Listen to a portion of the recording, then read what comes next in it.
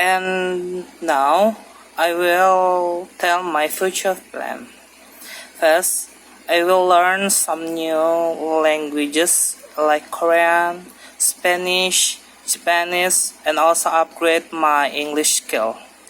I believe that it will help me when I meet so many people from another country. Learning languages to fulfill my spare time.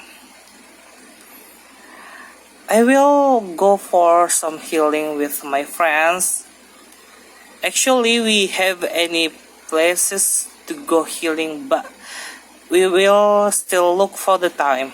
Maybe next month we will do it.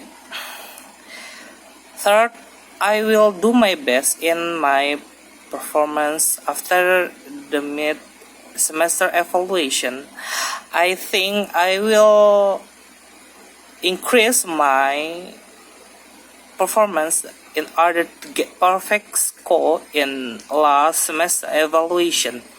It also make me will have so many spare time because the task will finish fastly. Fourth, I will watch some Korean drama again. I quit for so long time. Maybe it will make me comfort to enjoy the day. Last, I will prepare myself to ISMA in sixth semester.